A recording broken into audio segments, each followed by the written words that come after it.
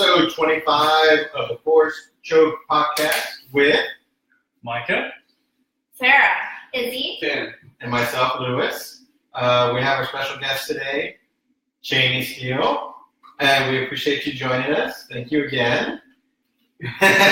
So, absolute. right off the bat, from our last podcast, we were anticipating the Han Solo trailer, and we were contemplating when are we going to get one. Is it going to be around the Super Bowl? Is it going to be after the Super Bowl? Is it going to be after the movie airs in theaters? We didn't know when we were going to get a trailer for Han Solo. So we finally got one, and so I'm just curious what everybody, maybe we can roundtable it here, what everybody thought of the Han Solo movie, but y'all actually want to check out the Han Solo movie trailer first, or should we just get into it? What do y'all think? I think it'd be fun to watch the trailer. Want to watch the trailer? Yeah. Okay. Again?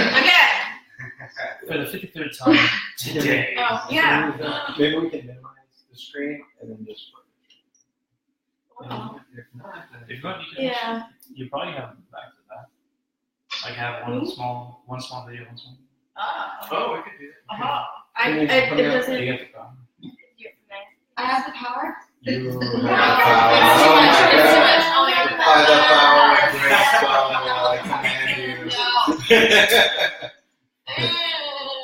You're going good. Okay. Yeah? You're going good. Where? This way? Yeah. Okay. No, it's not that way. Channy. Go up. Up, down, down, Up. up. Oh, down. you're telling me completely It's That's like- There. Okay. Oh. Oh, God. No, this kind of works out. Hang on. So you shouldn't have given me this power. I don't like it. Yeah, we can tell. Shut. How do you go back to that screen? Oh, there we go. Oh. Okay, here That's we go. good. That's good. Okay. Now Ready? play. Yeah. Okay. running scams in the streets since I was 10.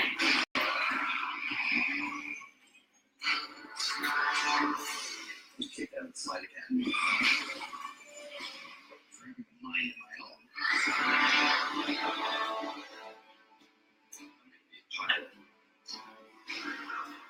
That's the galaxy.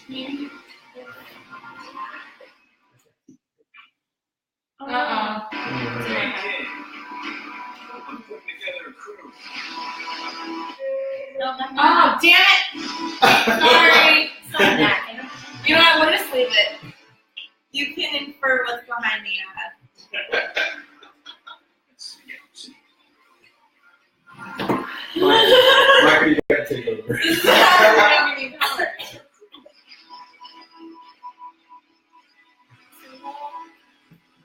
You in? That's it. We're always up to do this. Okay. This is just refreshing, guys. Who's this guy?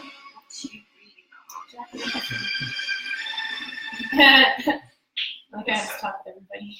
What's that?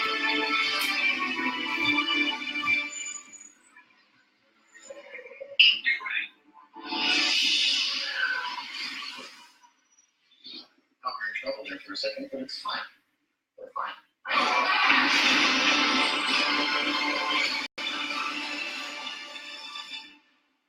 Memorial. Yes. Oh. Okay. I think the teaser is right after this. Oh. Yeah. Stop. Stop. So you're Oh. Uh, And then we'll make this one big again. Hey, you did it! Yay! I'm sweating. Yeah, for Oh, yours. my hands are sweaty. Okay, Just just a a little little. bad. Oh. So next time, Michael, you gotta take the rest. So roundtable, Michael, what did you think of the trailer, the full-length trailer? I liked it. I think it made it interesting just enough to see, like, just kind of play on almost some of the nostalgic points. Mm-hmm. You know, seeing the characters and also introduce something new. Yeah. To like, who is this character that Emil Clark's playing? Yeah. Who is the character that Woody Harrelson's playing? Seeing it's almost as nostalgic, but like I said, we're giving that new effect just to kind of get that hook, as I always talk about, further in your mouth, just to like really pull at you. And hopefully we'll get more before it comes time. Yeah, absolutely. It's 2 months. 2 months? 2 months. 2 months. Ish. What do you think, sir?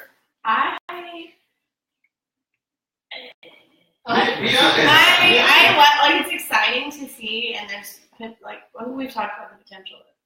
We could dive into his story more. It's just, God, I hope it's good. I hope it's good. If it's not, I'm gonna cry. But we're talking more about what you felt about the trailer. itself. The trailer was. It was. It was. I wish there was more detail. It wasn't. Was it a B? A B? Minus. A C? It was a teaser trailer. Yeah. It makes you interested in what we're gonna get later and what we're gonna get in the movie. So it did its job. Okay. Izzy. I liked it. You liked it? I was very pleased with it because going into it, we're all kind of nervous, and then when I saw the trailer, I wasn't nervous. I was nervous. I was like, do Han justice, and I was like, okay, I have high hopes for this. And Donald Glover looked good. Well, I remember the guys here, Tim and Micah, before you give us your opinion, Tim. Micah. Not that he needs to get you off or anything. We saw it during the Super Bowl, and then a couple hours later, Sarah's like, was there a Han Solo trailer? I was at work. It's not as worse as y'all. I'm watching it. I'm like, guys, it's on. And you're like, wait, what's on? Yeah. The trailer, man. It's on. Yeah, the Super Bowl. Yeah, it's on. We're watching it. It says Lucasfilm still. It's like, well, I don't get what's next. Tim, how do you feel? That was a great trailer. I like it. Very pretty looking. Good to look at.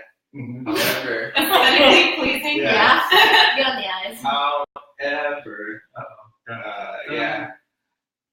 just based off the trailer, I think the lines that were given from him, I think, were pretty basic. Yeah. I want to be part of the best of the galaxy. We all know that already.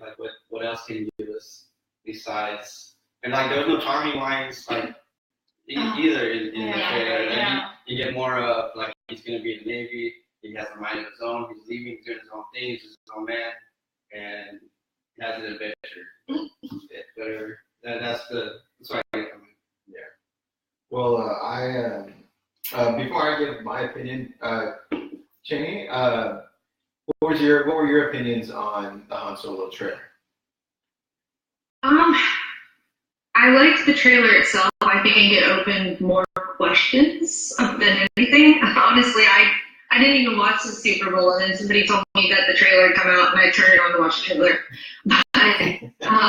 Or started on YouTube at that point. But I liked the parts of it that were nostalgic, like seeing the Millennium Falcon, brand new. It's no longer a rust bucket. We're just inside, and seeing certain things like that, and then also seeing. I don't know. I didn't expect to see. Did not expect to see that particular actor to be Han Solo. I thought it was a different choice. Because obviously I've seen it, Beautiful Creatures. I didn't expect to see several characters that I don't know who they are, and were being presented as just their name and then what you see in the trailer. So I think it's kind of exciting to see where Emilia Clarke's character can go, which she almost looks like she goes how do you explain it? It's almost like they start off at the beginning. It looks like to be put their friendship or when something happens, he goes off this big, her name, and it looks like she becomes somewhat rich and powerful through the Empire. I don't know. It looks like she gets some kind of power position with the Empire, and now they're against each other when they used to be with each other. Right? Does it seem exactly. like that? Yeah, right. Because she was wearing It was well, it's that she comes off of the ship wearing black with red. All of that shows that I like Steele.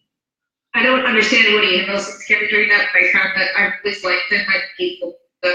I hope he does justice to whatever character it is. Yeah. Maybe that makes her like what you're saying, like how we do it a lot. Does that make her the true antagonist? Because you also get the guys with those cool helmets. Right? Oh, we don't know if they're bounty hunters. Yeah. Kind of right in the middle of the trailer, right? Are they really the bad guys, or just Han beat up and they actually help them out? Remember, I sent a picture that looked eerily similar, like the side profile of it was eerily similar to the disguise that Lando wore in Episode 6 of Jabba's Palace, that mask or something. So maybe some kind of rendition of that. Yeah, that could be true. That would be pretty true. There's a couple of notes that I took on. Before we continue going, so Channy, did you like it? Did you not like it, or were you lukewarm?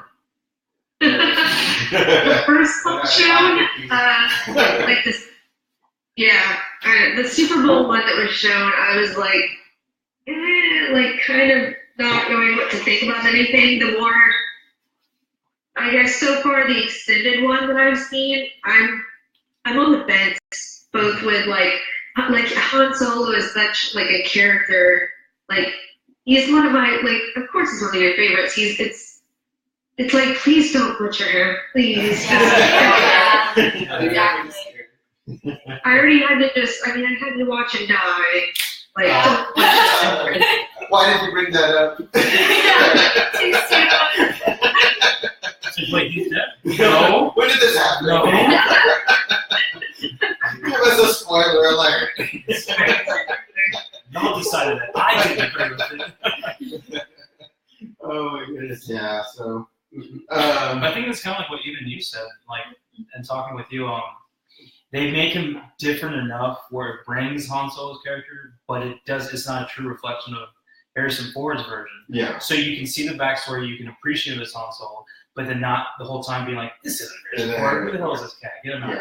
Yeah. So I think that was a good point that you brought. Yeah, absolutely. I also think that because it's like, the start of like Han Solo's story, he doesn't really have much of that Han Solo personality that we know. So we have to like start somewhere. Like that. Well, see, that's why I felt like the last line of dialogue he gives, like at first I was kind of taken back by it. I was like, that doesn't seem right, but you can kind of see a little of that coming out where like he makes a statement where it's saying like, and who is that? Like she's saying she knows who he is. And he's like, oh yeah, who is that? And then you kind of see him withdraw a little bit. He's like, oh, okay. And you kind of see a little bit of his character coming out that I've seen in Episode 4. Yeah. Just enough to give him a little bit of personality to it, but I mean, they were generic statements overall. As I understand. You're talking about that scene where he backs up because of what she's saying, what Kira's saying? Yeah. He's saying, who's that? And he smiles about it. But do you think that's part of his charm because he's not really anybody?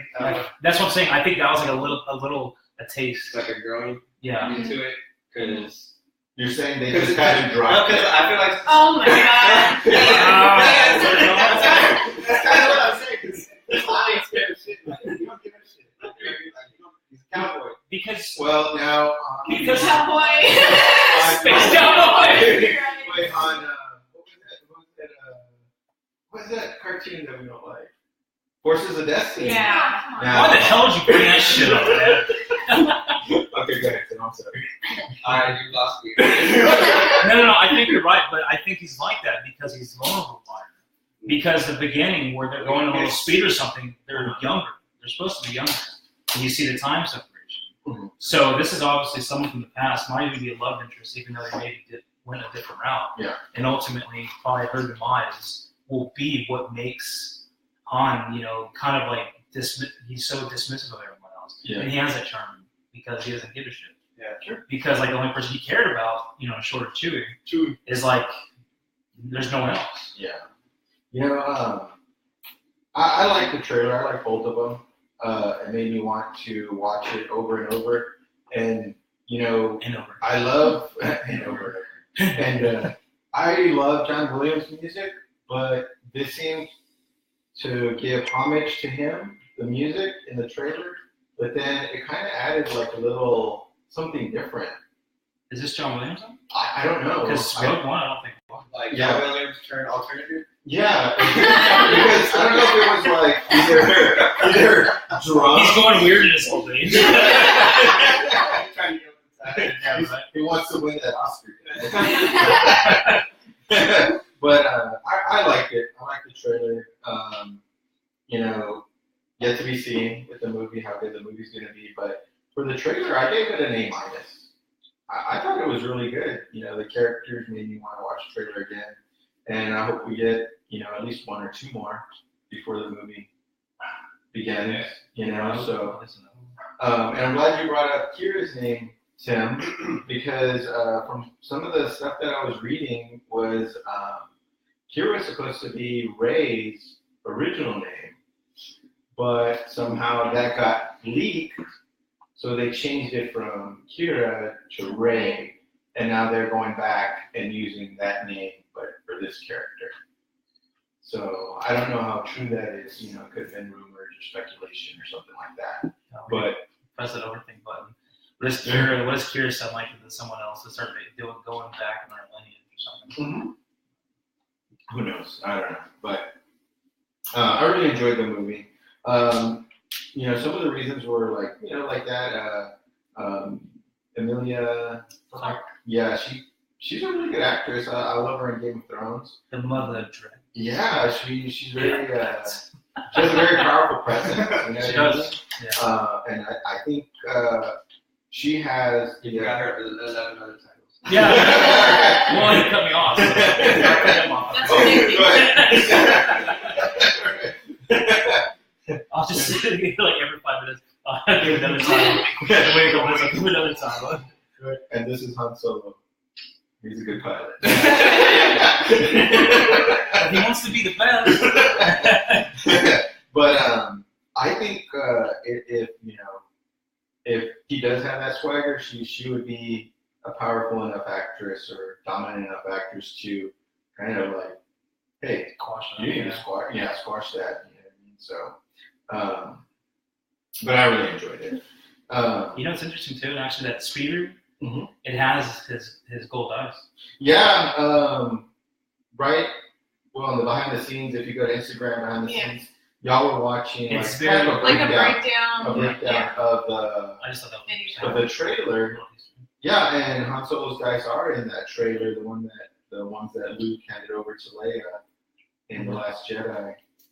That was sad. Yeah, they're bringing it up again. Right? Well, I mean, it is a Han Solo movie. Was the dice also astral projected? Yeah. No. I think because They were there. Because he's astral projected, but he places the dice. You can't. Yeah. No, they disappeared. Remember? Did they? Yeah. Well, they disappeared when Kylo. Yeah. Yeah. Okay. Okay. Yeah. Well, maybe she didn't even know they were. She was just like, well, She's like, all right, so you put let's nothing on go. my hand. I feel nothing. Well, I think she can marry Poppins her way back on the ship. So I'm sure she can do a lot of other things as far as holding it down. Well, Channy, what did you think about the Millennium Falcon looking so shiny and clean?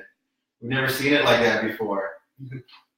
That's by far my favorite part about it, because it shows it so perfect, and there can't be too many years between that and when you see him in Mos Eisley. And what did he do to that? Like, what? That's He seriously tore that thing up for it's so beautiful and pristine and he flew it like a stone. Yeah, really. And it's really blazing in the freaking. Yeah. You see that white padding, it looks like it's smoke screen. Yeah. See, that's actually part of my whole prediction. Okay. Oh, Channy, I don't know. I don't think I told you, but I asked our team. We do this for every. Well, we've only had The Last Jedi we've been able to do this with, but we want to have this as a ongoing thing when Star Wars movies come out. We have our own bold prediction of what's going to happen in the next movie. So for the Han Solo movie coming up, each one of us has a bold prediction that we're going to give for the Han Solo movie. So if you have one, that's great. Like, hey, I have a feeling this is going to happen. This is my bold prediction. It's going to be in the movie. Can we just make wild statements? I don't have one. I'm going to think Wild/bold prediction. wild. Wild.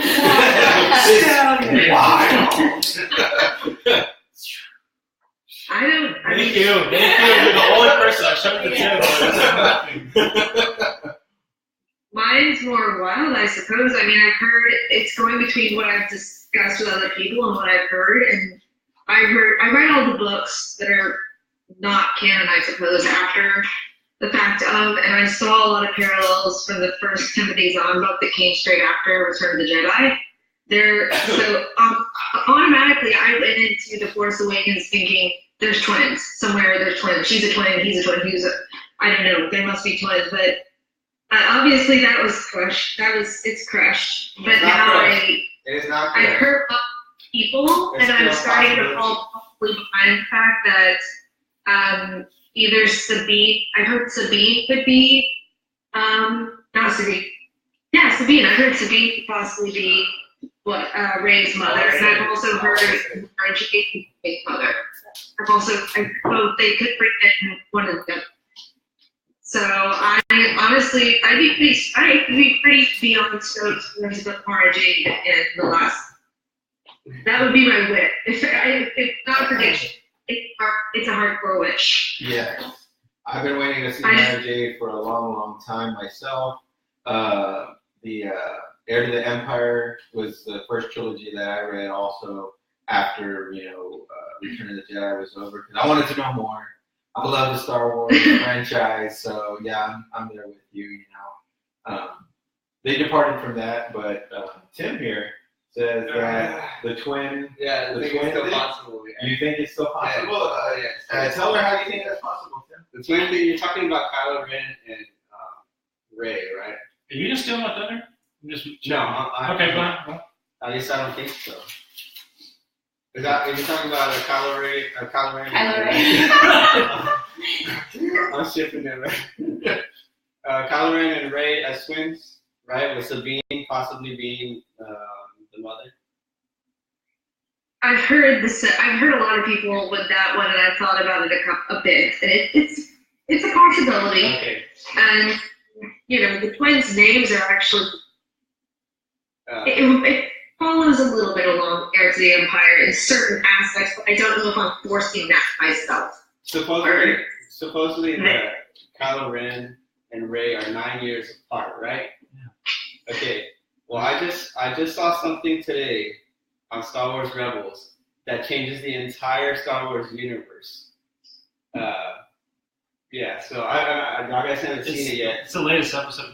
But what I haven't seen it yet. It is so big that Kylo Ren and Rey being twins is still possible, even being 9 years apart. Because in this episode of Rebels, the last episode, have you seen the last episode of Rebels? By the way, I have not. Okay. Emperor Palpatine. Wait, you're gonna ruin it now? I'm gonna spoil it. It's a spoiler. But you didn't say it's a spoiler episode, damn it. Did you go in fresh? This is huge. Emperor Palpatine finds a temple. Emperor Palpatine? Dude, that's a king. There's a temple on what's that? It's Lothal. Lothal, yeah. That Ezra goes into.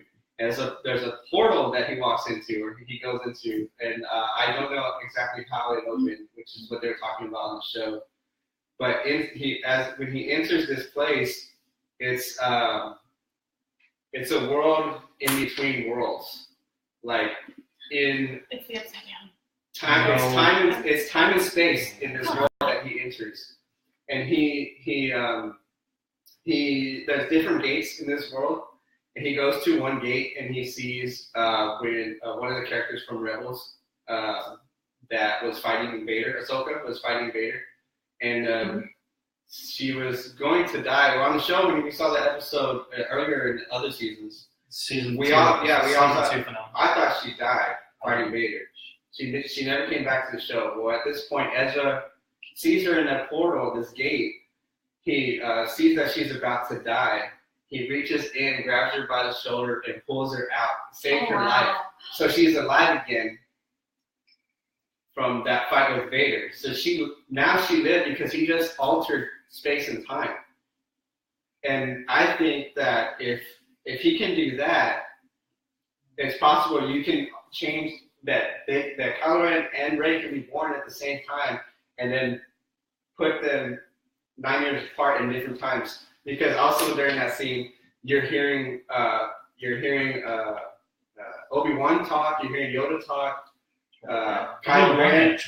You're hearing Kylo Ren talk, you're hearing Rey talk, and all that hasn't happened because that's for the next 30 years. But Ezra is hearing this at that time when he enters. That hasn't even happened yet. That's why I think that. Because it was huge.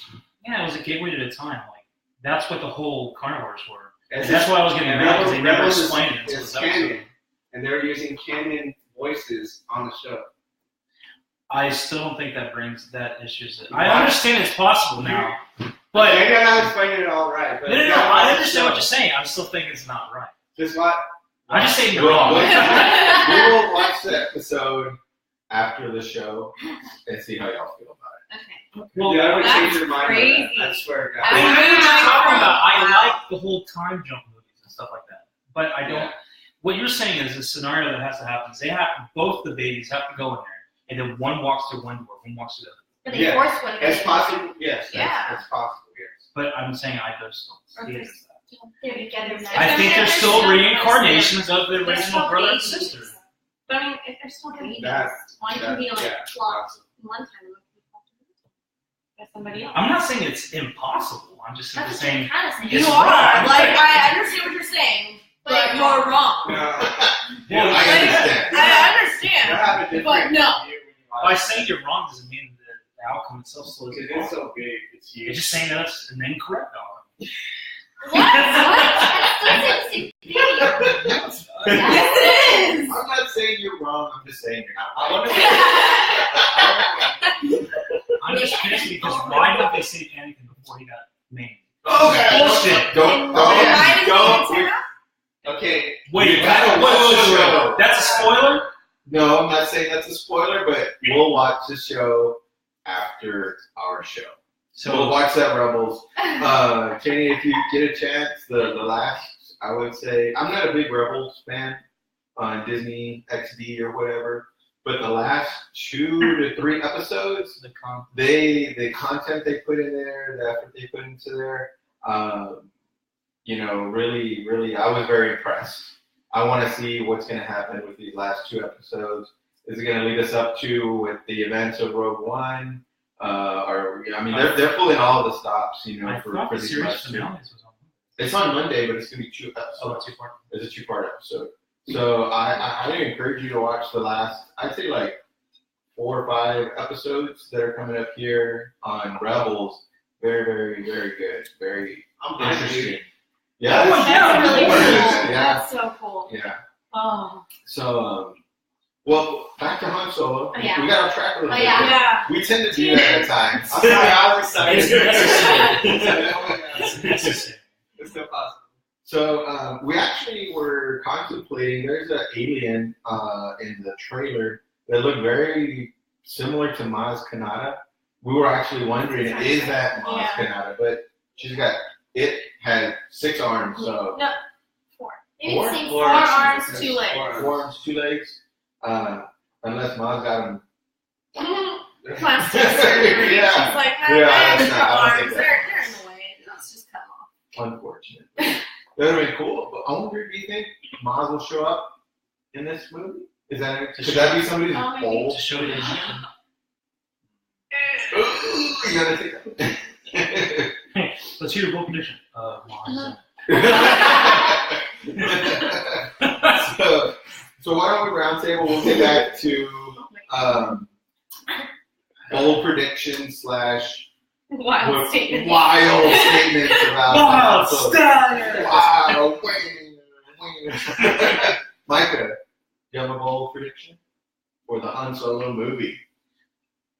I think the Millennium Falcon gets so trashed, and that's why we're seeing it, because the design is different. Mhm. And so maybe when it makes a custom run or something, like this thing gets destroyed. Like I think it actually gets destroyed, and they reassemble it, and that's why it's virtually different. That's why you hear like throughout the original series, they're like, not a scratch, like Han Solo is so paranoid about it, because maybe he's already seen his baby get destroyed before. So your bold prediction is The Millennium Falcon gets destroyed in this movie, and everyone's walking through like, what the fuck? Where's my ship? I have something to add to that. Huh? Okay, because like you see like Lando is like piloting the ship and whatnot, and you know what episode was it? Was it With them? Empire? what happened? When Because I won't tell you. like Han, Luke, and Leia like go off, and then Lando flies the Millennium Falcon again. That's 6. Six? Return Okay. of the Jedi. Okay. So like, what if something like that happens? Like Han already won the Millennium Falcon, but in a situation he had to do something else. So Lando has the Millennium Falcon, or somebody else does, and they're flying it, and then he gets a scratch on it. That's why he's so paranoid. Like no scratches, but then he gets like it looks like poop. He literally flew through. He's flying through the space lines. Do y'all think, Poop on the wall. how come our show always turns to I know. Every episode is Who guys? Well. Do you think that there are windshield wipers on the Millennium Falcon? All right, so is that your bold prediction? Sure, let's do that. Okay. Alright, No, Chewie jumps on the front, and you just like kind of Well, sort of. works his hair all over. So Extra clean. because I'm gonna write them down and see if they actually come. Yeah. So yours is what now again? Someone else piloting it. Okay. And then Brexit. Gets poop on it. Gets in poop it. inside all of the crevices everywhere. Wait, Interior and exterior. Who's gonna be the one? your bold prediction is someone takes a shit on it? No, not someone. They fly. Maybe that space squid made the poop. And because it's space that's just floating along. As soon as you brought up Darkness colostomy bag, you cannot get away from this crazy notion that this is a shitty place in the show.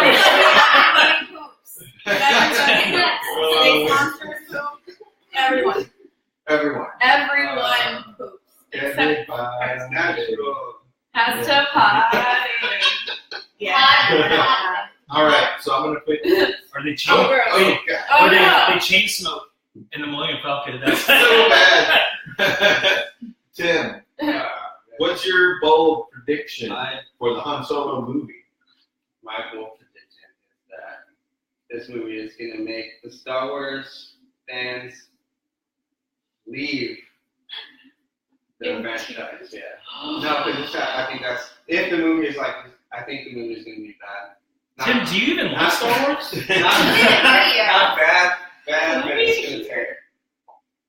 That's my bold prediction. That is very bold, Tim. We may have an empty seat. Channy, if you ever move back, move to Texas. We're gonna have a spot open. Tim's gonna leave the show.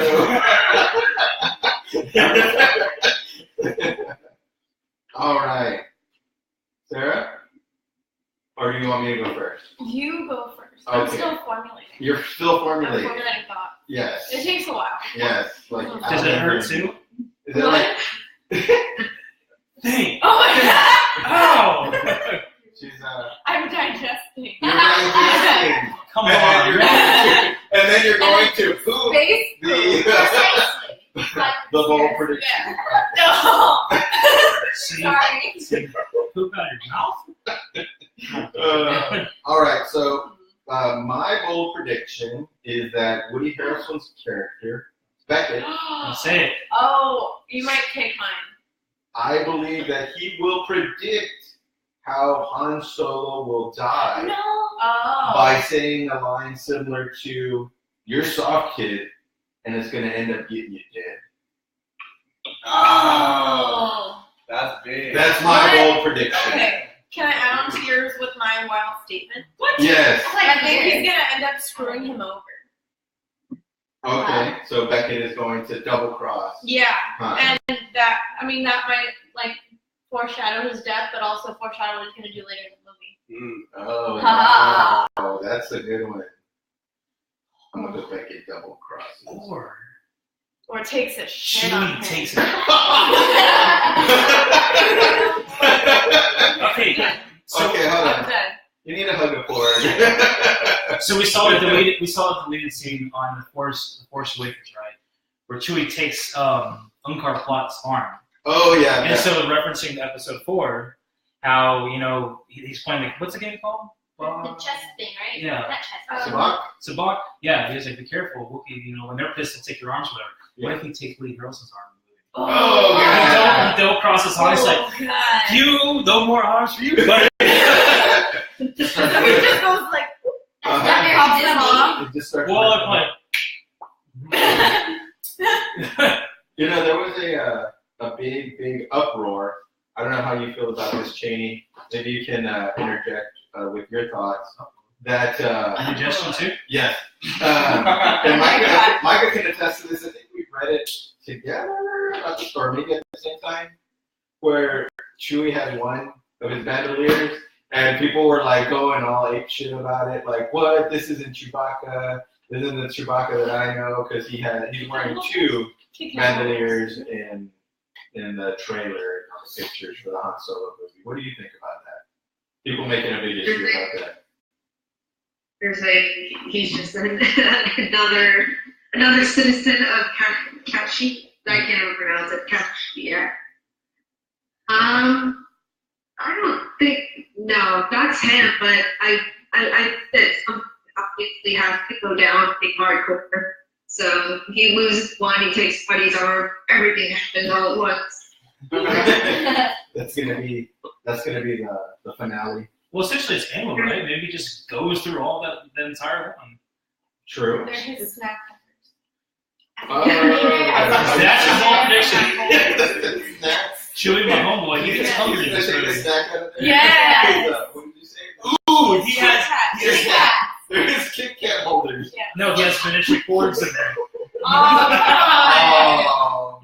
That's right. Oh, my God. It's pork jerky.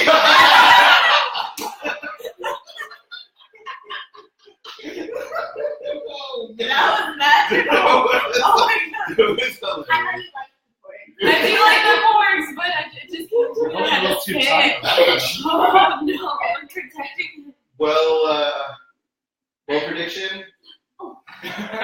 Star Wars will put God out. says the movie ends with Solo firing first. Oh yeah. Yeah.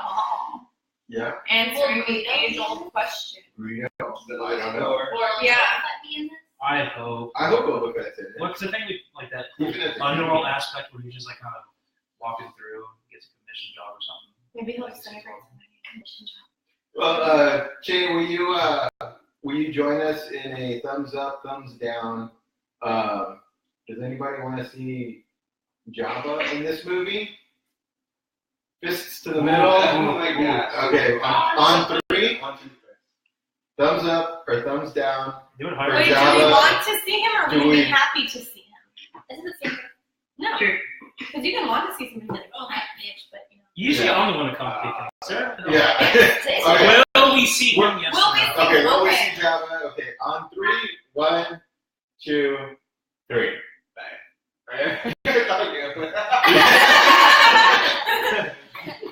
Jenny, you made the face like, I don't want to see him, or it's going to be gross to Do see you him. think What you're do you going to think? see him versus do you want to see him? Well, that's all. Whatever. I want to see it. Okay, considering that he hasn't been in every movie for more Yeah. than 2 seconds, I think it's okay. Now, if we see R2 and C-3PO, Yeah. I know. then I make a bold prediction. We see him, and then somehow he gets destroyed. Is he going to be CGI stuff? No. I think yes. Jabba? Yeah. I think so. No. think that's just standard. Because it would be cool. It would be close enough to when he would be in episode 1 or 6. Or are you talking about his CGI version in episode 1, or his shitty CGI version that was entered in episode 4? What are you Like the talking about? remastered version? You're talking about Jawa seeing CGI or not? Episode 3. Maybe it'll be like a CGI I mean, episode. I agree. Oh. Huh? Did they actually use the puppet? Or is it CGI puppet? It was a puppet. There's a puppet. In episode 6 No, itself, but in, he was CGI in episode 1. Just talking about Yoda. I'm talking about Yoda. You in, were talking in The about Last Jawa. Jedi. No, I know, but you know how spoilers in The Last Jedi, how Yoda's ghost was puppet Yoda, Mm-hmm. But I think they. but it was a CGI puppet, right? What?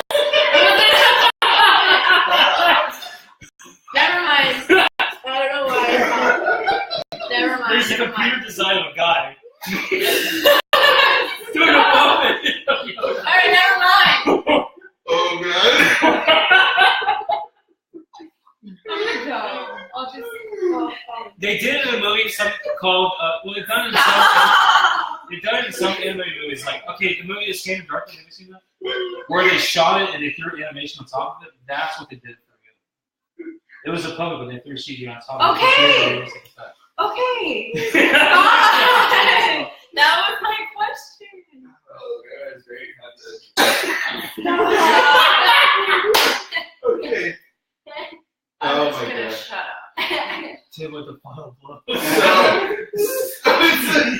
So Sarah, you're saying No. that it's a No. puppet. Please, Sarah. No. No. Stop.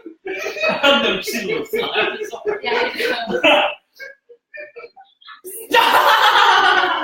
We need a banner. Oh my when we're God. doing live. Sorry for technical difficulties. Okay. I'm stupid again. Okay. Recomposure. Okay.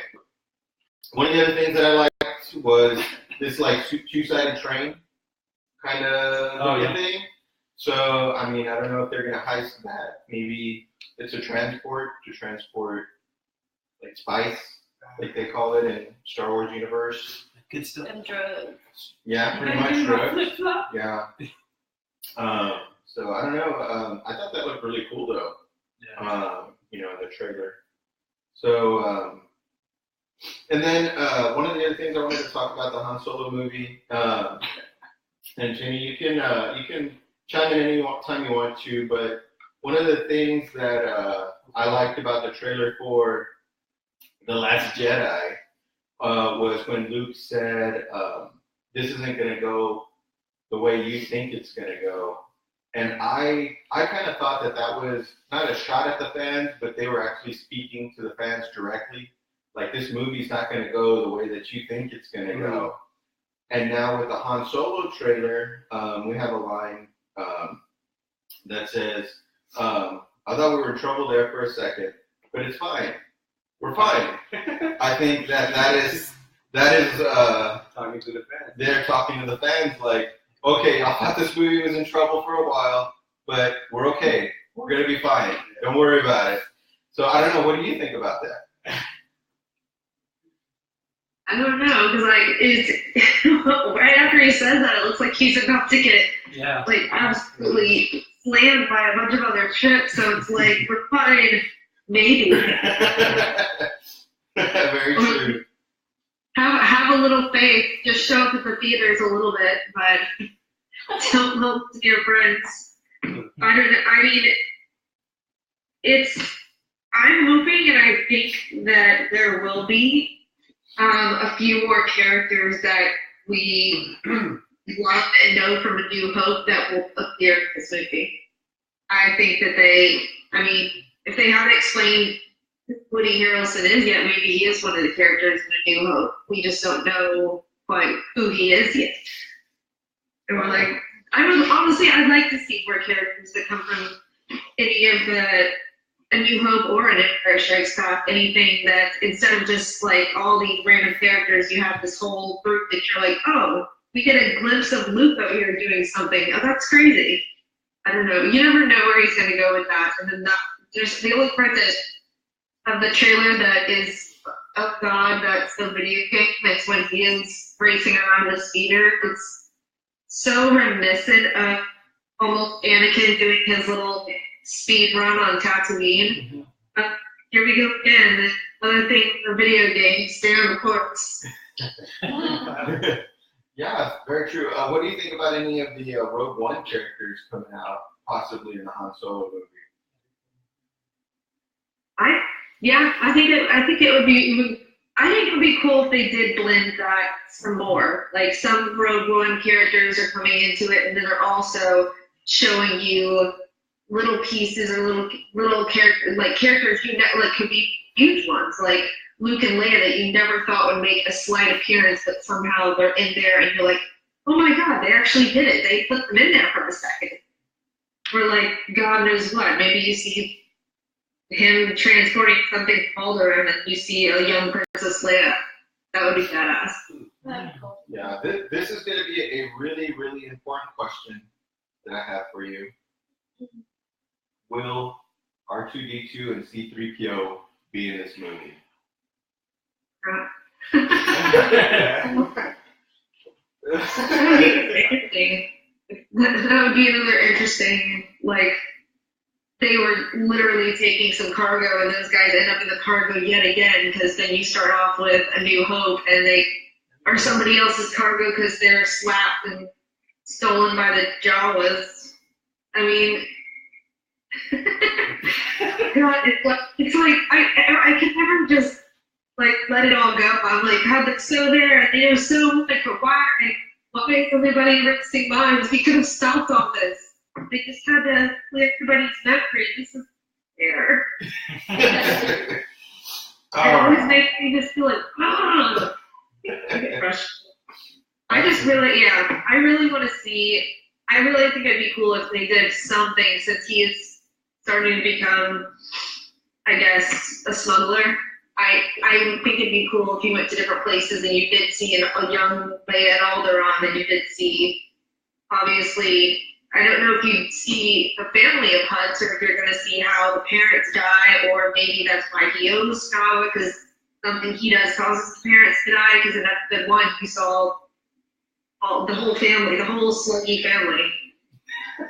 They're slime balls. Excellent. I have no idea where they're going to go with that one. I mean, they could show the whole family, or maybe Jabba has a wife and kids, and they die. I don't know. No, I'm saying, maybe I wish that. I'm just saying, I don't think the little kids would look very.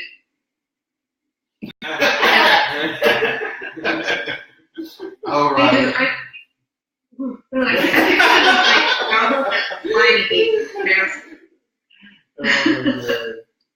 Well, it could lead to, I don't know, it could lead up to the point where you find out exactly why he owes Jabba and why Jabba has the money. Well, sure, very true. So anything else on the Han Solo movies? Do you think Harrison Ford would go and see Han Solo? Harrison Ford himself? Yeah, like him to go watch the movie. No.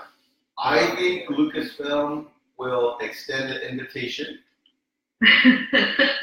He'll be invited. Yes, I think the invite will be there, but I think that he may be too busy filming the Indiana Jones movie to go and make an appearance. That's what I think. Michael, what do you think? Of course, the invitation is going to be given, but I don't think he's No. Well, he wanted his character to die, but it doesn't necessarily mean that he completely detached himself from the franchise. Because even in that one interview, when talking about they're extending Blade Runner, he says, do you just plan on redoing all your big blockbusters or whatever from the past? He was like, oh, fuck yeah. He might make an appearance, you know? I mean, I'm not against that. I don't think he was all for continuing his character. Yeah, he had to be there. Yeah. You thought about it. They pay him. Yeah, they might have to pay him. Like, they just you can't say this. And don't say we're paying you to be here, because you know you don't really want to be here. But You're going to be here. Sarah, what do you think? maybe he'll be on the red carpet, but I don't know if he's gonna watch it. Like what they were saying, if they pay him to be on the red carpet, like for photos and stuff, or like, like I'm not ready for it, and then Yeah. Bye. See ya. Come on. Yeah. But the movie hasn't started. I'm leaving. I'm leaving. I'm going. I have to go to the bathroom.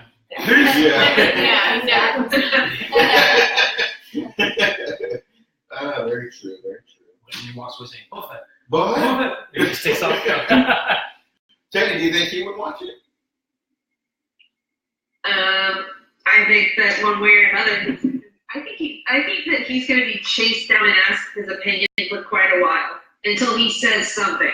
Yeah. That's true. That's going to be a constant, like, TMZ's going to be parked outside of his house, just be like, what do you think of this kid playing you? What do you think? Does he like you? And it's like, I don't know. Who knows? The mouth is probably slipping a letter and, like, say this now. Yeah. Yeah, I can see that. That's very true. Very true. I think one more aspect to look at this: are they going to just have it as one single movie? Are they going to end within the cantina, if you will, or are they going to try to turn this into a two-parter?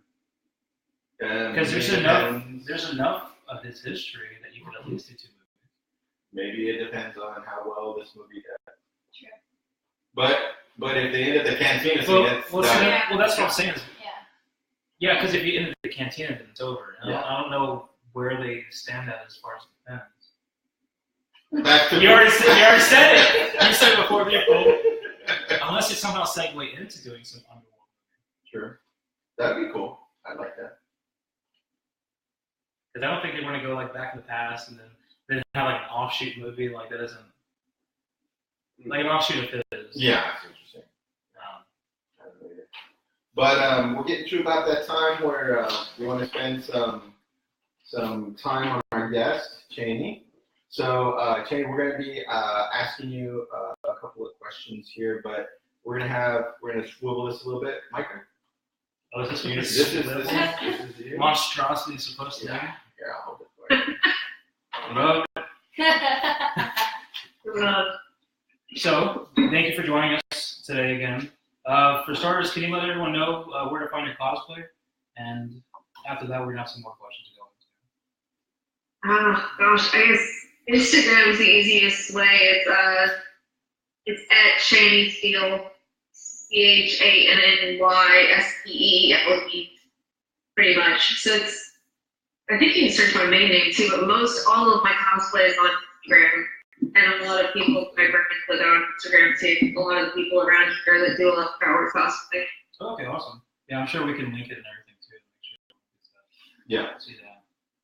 And then I think Lewis is going to hit you off for another question. You swivel this way. Hello, how you doing?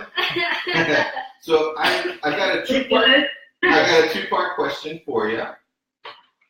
So the first part of the question is, so where are you from? That's complicated. I was born in Dallas, Texas, but I guess I'm from Memphis and Atlanta. Ah, okay. Excellent. It's confusing. You're like, we don't want to get into all that. I'm like, there's states here in Atlanta. All right, so how long have you been cosplaying for?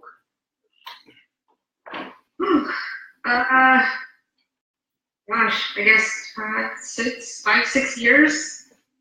Okay. And Dragon Con here in Atlanta is what spurred me to start. Because when you go and everybody's in cosplay, you just want to start out and then you want to keep making it better and better. And it just becomes your life, honestly. So I've managed to end up at that work with most of my friends over. I have a friend that does high fashion first, is a great character and anything, and she just goes by the lady nerd. So it's all these different types of people that I'm always around that are always like, I've got this idea, let's do it, and we just go crazy, make it happen. So that's awesome. Excellent. All right, so we're gonna go back to Mike, and he's got the next question for you. Okay. Like how we have that orchestra. I know. All right. Can you talk to us about the Star Wars cosplay specifically that you have done? Like, say, what different characters, perhaps? Let's see. Or you. The one I liked the most was the opportunity, because the photographer that I worked with, Alex, he does a thing on girls on floors, and he explained it as where, you show up and you bring something that you love. So other girls had brought journals, stuff like that, and I brought that 50 Star Wars stuff, and I just threw it all around. I mean, you see only very little in the frame, but I love that whenever I'm just laying in all of my Star Wars stuff, and I'm like, I'm so stoked right now. Yeah, that's awesome. The pinup Stormtrooper was a lot of fun too, because it was like, to me, that's my place of line work, and I love that mixed it with like the 3-year-old piece type character, whatever, but part of the armor, it's just weird. We did Jade. I've done that one once, but I didn't quite like it, so that one's coming up. Oh, cool. Then I think we're gonna rotate this to Izzy. Okay. What cosplays have you not done yet but would love to? We talked about doing Sabine Wren for a while. We talked about, but that I have like, this is like all my hair, so it's extremely long, and I was like, I don't know how I would pull that off with just having the cool hair that she has. I don't know if we would try and work it out. I want to still do the 7 sisters all together, because I think it would be cool with our one friend that does Ventress, and then Mara Jade is like one that's been up there, so I'm really stoked about that one actually coming through. And then I guess, shoot, there's some more and more that I keep looking at or keep reading about, and I'm like, okay, well, let's throw that one in there. Let's see if we can put a spin on it. If I don't put a spin on it, then I'll bring up and talk to my friends and see if we want to do group ones. If there's something like I can find as a whole together, then most of us will do it. Excellent. That was my turn. So who are your favorite new Star Wars characters? New ones? I don't know, because there's quite a few. I mean, I do like Rey quite a bit, obviously, but I think I have to like Kylo Ren by honesty a bit more. Michael likes that. Yeah. I just think I like Adam Driver as an actor in general, so I think he did a fantastic job, and I just think he I don't know, I think he slays it pretty well every time he gets a chance to do it. Yeah. I get stoked about seeing Mark Hamill up there. That was my first question. Nice. And then, so on the same track, who are your least favorite new Star Wars characters? Shoot. I don't know. I guess I never really put much thought into the newer ones. I'm interested. I'm kind of hanging on the edge about Emilia Clarke's character. I don't know what I think about the blending because of how strong of a presence she has with Game of Thrones, and how for such a long time that was the big thing with Force Awakens. We have to find someone knows, and now she is so very well known. I don't know if I'm necessarily going to like how well known she is, or if I'm going to be able to see her as this character. I'm just going to sit there constantly thinking Khaleesi. Yeah. The unbest. That's number 3. All right, so now we're going to pass it back to Luke. All right, so along the lines of Comic Cons and cosplay and conventions and things of that nature, have you had any very memorable experiences at any conventions, doing your cosplay, or any Comic Cons, or any shoots that you have been a part of?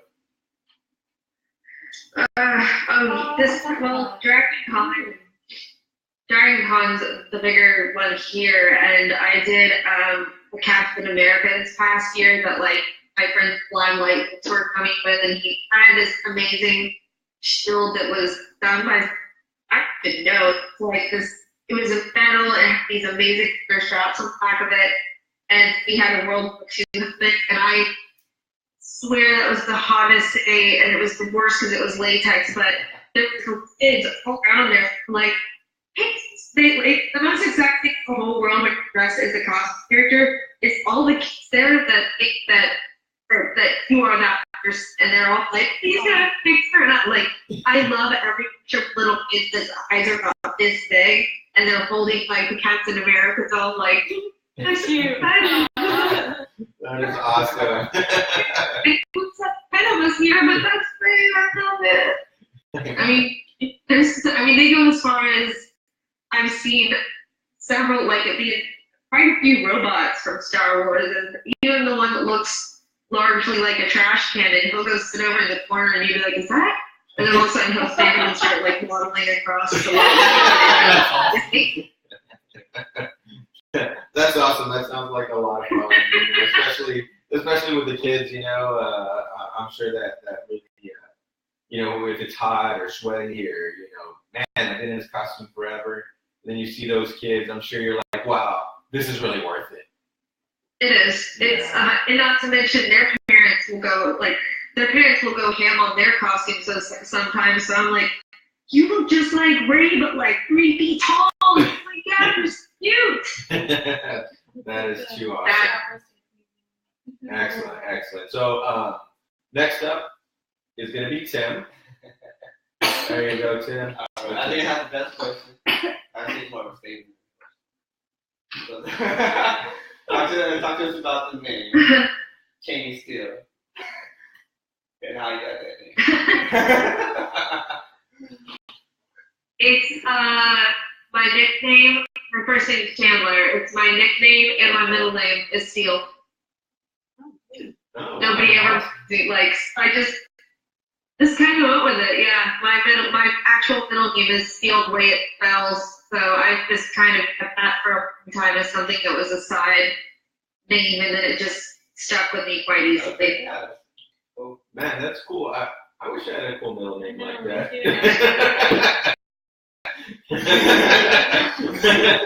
We're gonna go round table. Yeah. We're gonna go round table and give everybody's middle name. No. Micah, you start first. Never. Yes. What's your middle name? It's just Ryan. Ryan. Ryan. Ryan Gosling. Why? Yeah. Nicole. Huh? Nicole. What Nicole? Nicole. But tell them how it's spelled. Okay, so I have to wear a badge for school, right? With my entire name on it. And this lady, if she's watching, I'm gonna die. But this lady, she always calls me Nicole. Nicole. I'm like, you see my name. It's not Nicole. Stop calling me Nicole. I think we should start calling I have a complex. Nicole. Oh yeah. I might put that. Please don't. Hashtag Nicole. Yeah, Busy. Yeah, it's kind of blind. My middle name is Megan? Megan. Not Megan. Megan. With an E. Megan. Not Megan. Not Megan.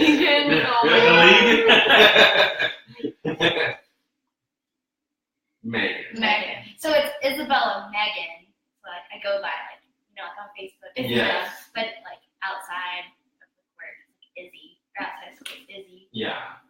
Oh, see, my last name is cool. I'll go by my last name is a different. Yeah. Kid. And I don't have a middle name. What's So What's the it's G just- for? Well, I put a G for gangster. Oh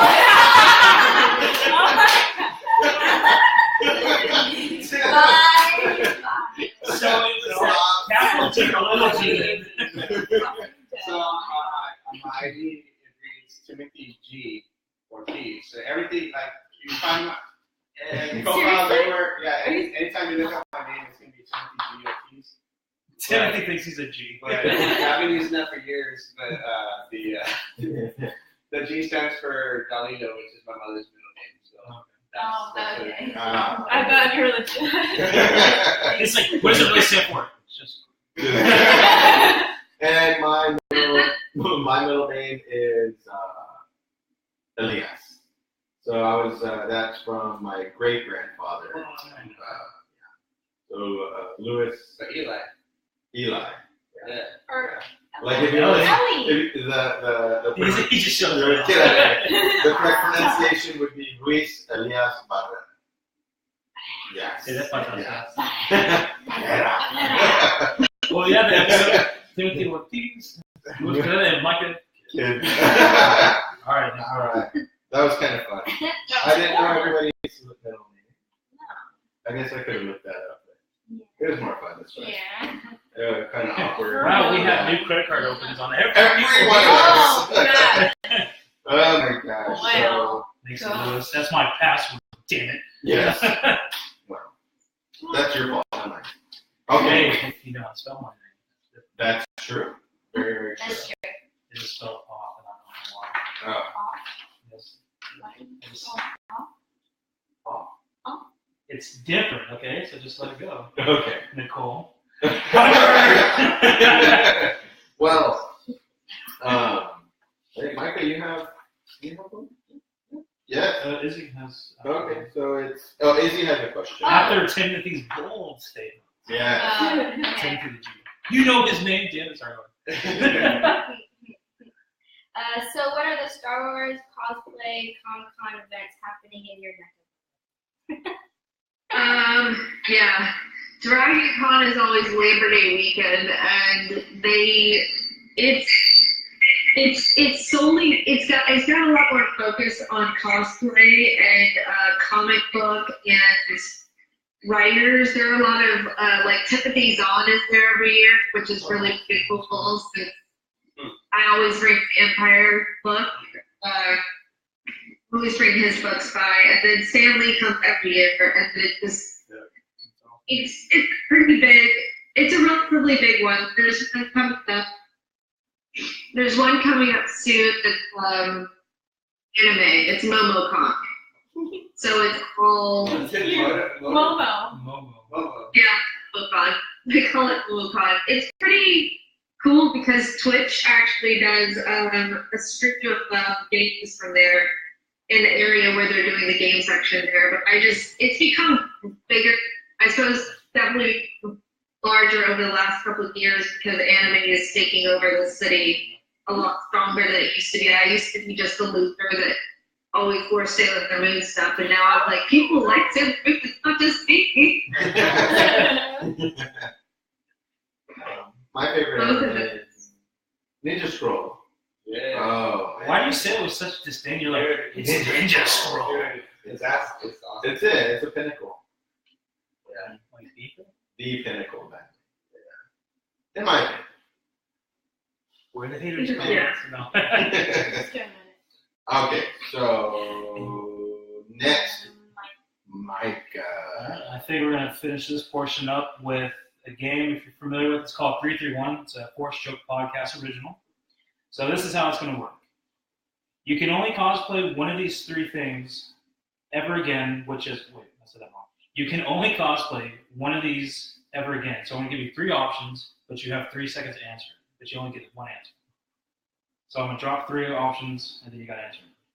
So again, preface the question. You can only cosplay one of these ever again. It's going to be either Star Wars, Marvel, or horror. One. Oh. There we go. Oh my God. Okay, that's good. It's like, there's a question here, I don't know. I picked yes. Yeah. Say yes. Yeah. So, we don't like to drink for this. Rank movie. Oh yeah. Yeah, we got plenty of time. So, Jamie. Yeah. Well, you want to tell her how it works? And then, We'll share the responsibility. y'all can share this. Yeah. Okay. We're gonna have you rank the Star Wars movies. We're gonna have Micah kind of give you a rundown of how we do the rankings, and then the girls are going to gonna run down on which movie they want you to rank. Okay.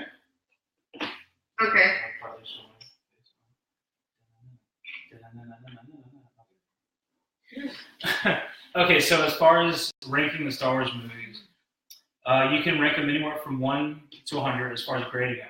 And decimals. And decimals, should you feel so necessary. Inclined. And when we do rank them or grade them, we're only going to be doing that against other Star Wars movies. So you can compare Episode 1 versus Episode 7 versus Episode 4 or even Rogue One. But we're not going to compare it to, say, Indiana Jones or anything else. So just, What? Yeah, sure, let's go with that. Terminator is not Star Wars, but... No, I know. Don't. Yeah. Oh, okay. And we're just going to be doing the theatrical movies, so 1 through 8 and Rogue One, basically. So, if you're ready. Yes. You're ready. Oh, okay. Well, I'm just making sure Sarah's not I can go first. So kicking it off. Kicking it off. Chronologically. Episode 1. The Phantom Menace. Well, you said Chronically? Smoking that chronic while doing episode 1. John John.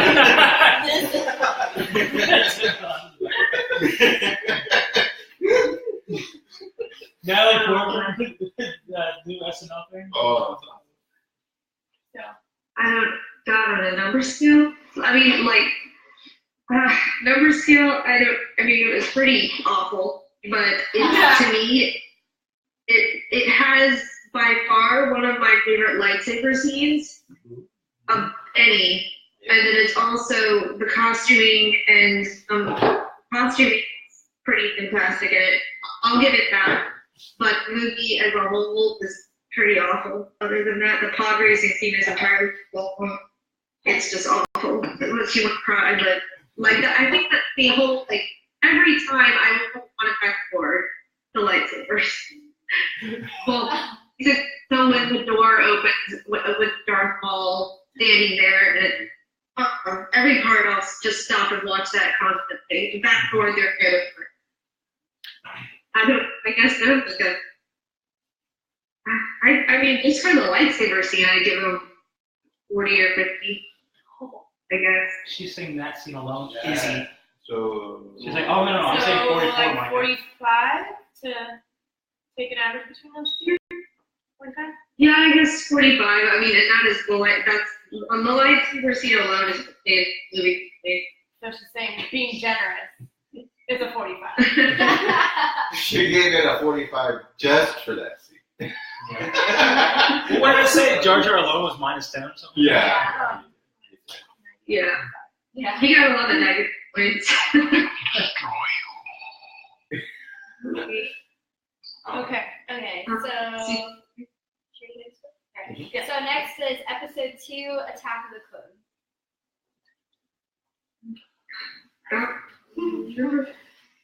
They go hard? They don't karate chop? I've never seen a clone karate chop. Yeah, me either. The first 3 are hard because the originals are I'm so passionate about the original 3. So the first 3 going back are so hard for me to deal with, I guess. But I would give out the first 3, I would give that one, I don't know, probably a 60 or 70, because I think out of the first 3, it's probably the best. Out of the first 3 is Episode 1, 2, and 3, not New Hope version 3. So 65. I'll push it to 70. Like I said, I'm so incredibly passionate about a New Hope, Empire Strikes Back, and Return of the Jedi. Yeah, definitely. You forget what's Episode 3 was? I don't know. Oh my god! Why am I here? I don't know. So, Episode 3, Revenge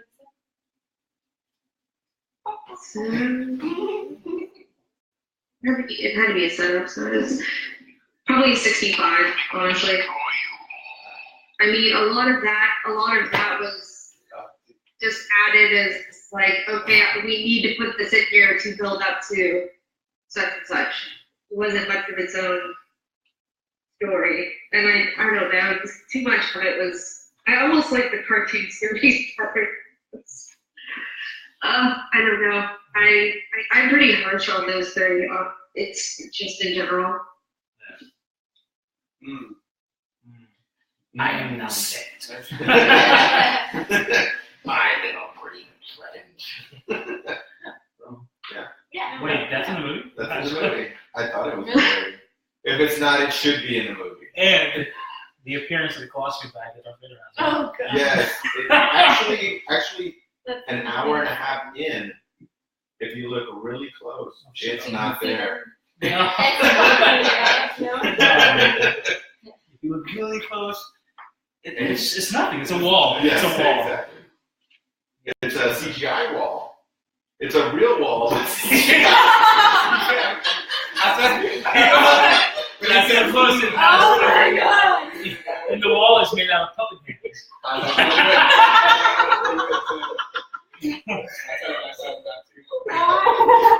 Okay, so for going next. Okay,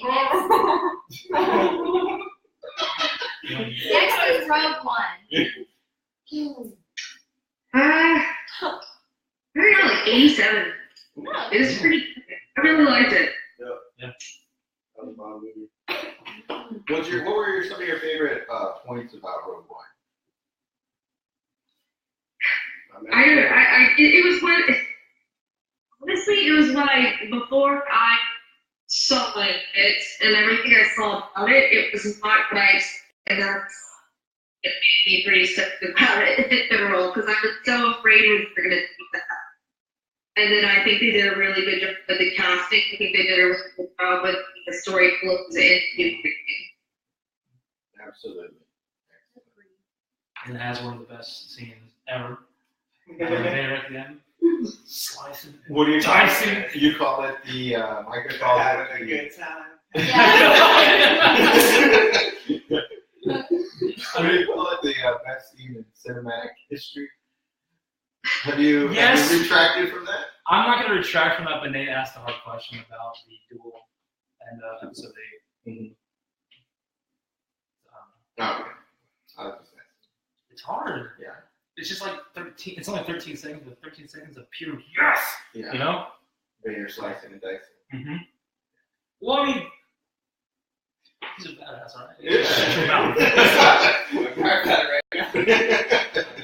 I just remember in the scene, just in the movie theaters, just all dark. I'm like, fucking do it! Like I knew it was just gonna be a red saber just coming out, and I was like, oh my god! He's done. Okay, Yeah. what's next? Hot shot. I know. Which episode is that? Favorite. For our podcast, there's a new movie. Oh, sorry. Is that Channy, Is that taken how do care of you feel by a about puppeteer or it? CGI? Stop! You set yourself up for I life. know. Por But vida. it was a legitimate question. Control it. Okay. Episode 4. I did. I'm letting her think. She's percolating. I think it's 97? Ooh, Yes. yes. Whoa.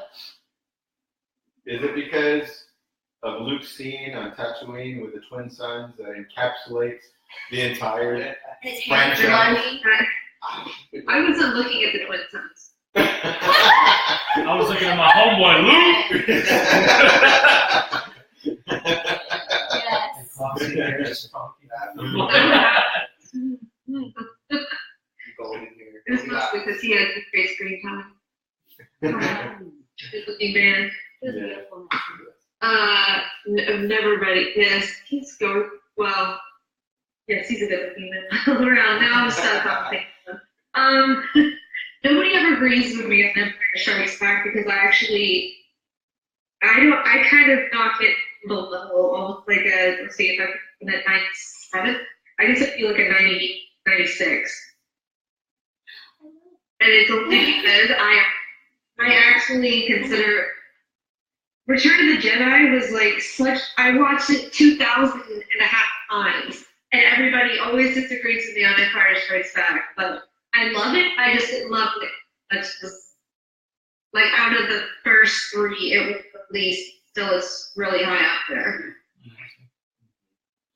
Yeah. Because episode 5 almost has like this cult following, but that one alone. Yeah, Yeah. by itself. Yeah. Yeah. Because I guess it's like the real first time that Luke and face or shit. Yeah. It was that. Well, I think it might have also been when I was introduced to them, like at what age I was introduced to them.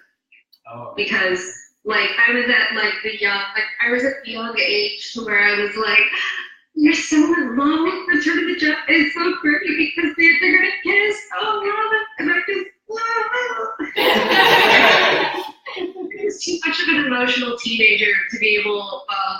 When I went back, now that I'm thinking about watching that one as many times as I did, I think I was just too much. I'm just too much of a romantic, emotional person that I was just like, we're not Return of the Jedi.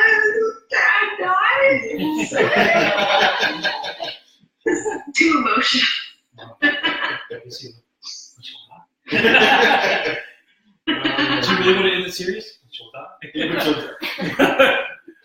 Yeah, I get to see Luke staring into the fireplace with that contemplative look. That Does he have that look because they redid the CGI Oh no. for the Force? Yes, they messed with his eyebrows a bit more. They gave him more of a. He's so brooding, so hurt, so there but not there. But it's just all over. No, I'm just kidding. That and watching Vader's. This sounds terrible. That and watching Vader's plastic outfit melt was pretty awesome.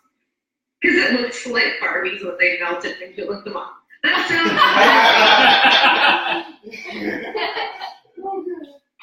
My sister's a bit of a pyromaniac, so I know what that looks like, and I was like, those are Barbies. Like I am, and I can confirm that. Are you confirming that's why you had to move from Dallas to No. No disintegration.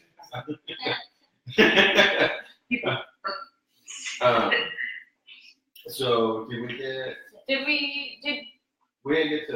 you give us a score for Return of the Return of the Jedi. I wouldn't think it. Let's see, I'm trying to think when I gave A New Hope. That was nice. 97. Yeah. You gave it a 97. And then a 96 for episode 5. Sure. So I should have probably shot A New Hope to 98.5 and put Return of the Jedi 97. Okay, we I don't should. know whatever to 100. I just Change it. something is me. Yeah, I mean, they're all so close within that little range, but they're all within like almost half a decimal of each other. Yeah. Okay, we changed that for you. So we got you at 98 for New Hope, 96 for Empire, and 97 for Return of the Jedi. Yes, and it's all like I said. That's probably me being an emotional person in general, just watching it. Ask them on an angry day. To watch them when I'm a normal person or when I'm like angry about something, you might get a different answer. All right. Okay, next we have The Force Awakens, episode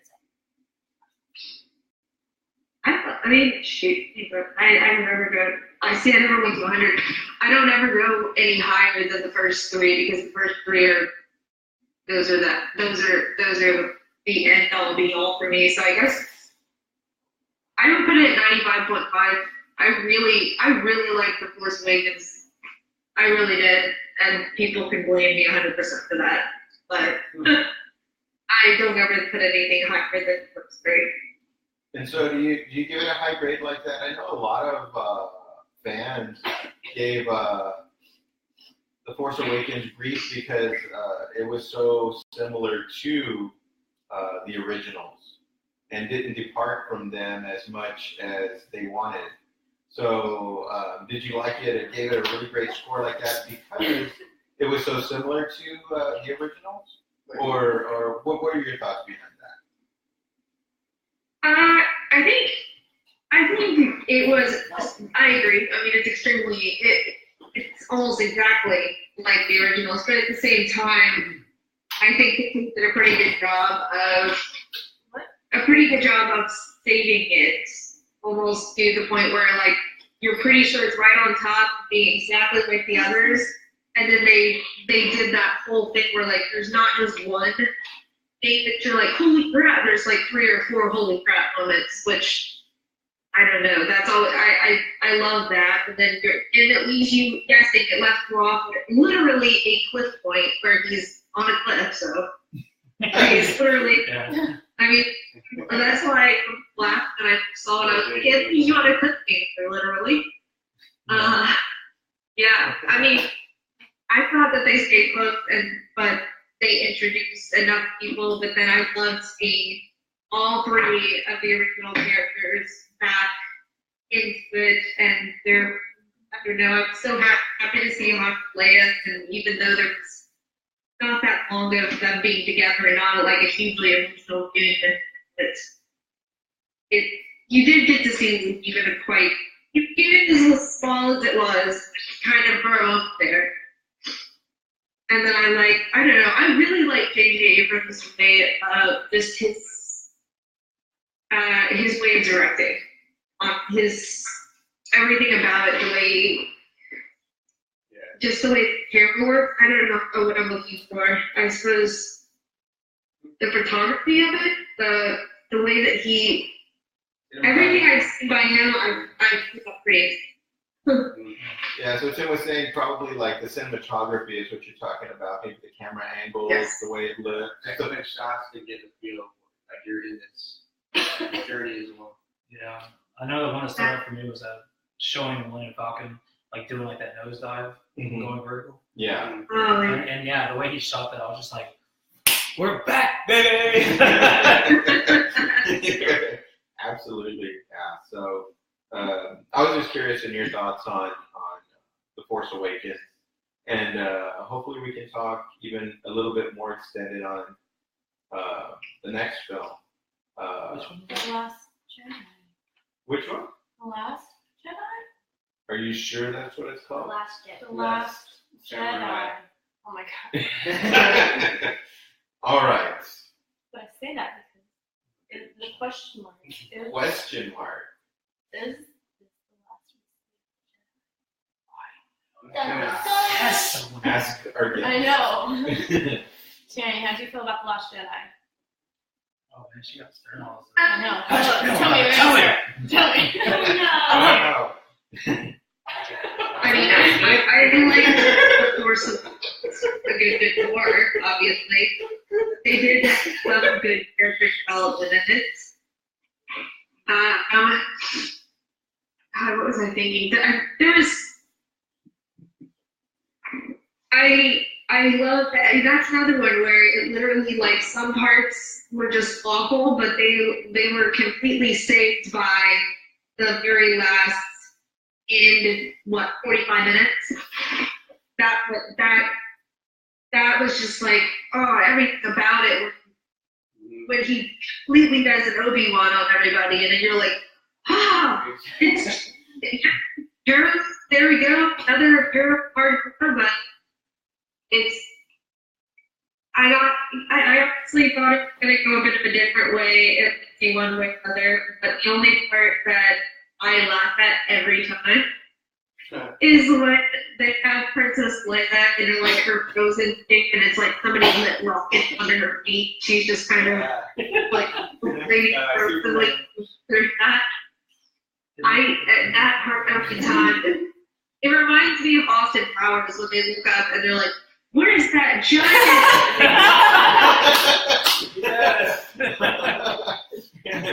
Pay attention.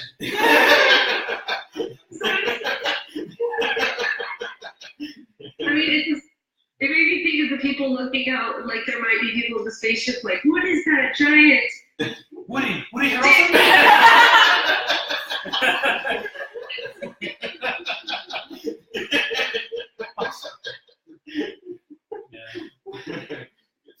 I saw someone do an art for the Mary Poppins, and that just made all the sense in the world. I think I first said Superman, but then Mary Poppins. I guess, yeah. She could, I don't know. As a younger girl, she might have done something very cozy, like ballerina-esque, but it was so very just, like, old lady being moved through space very speculative. Yeah.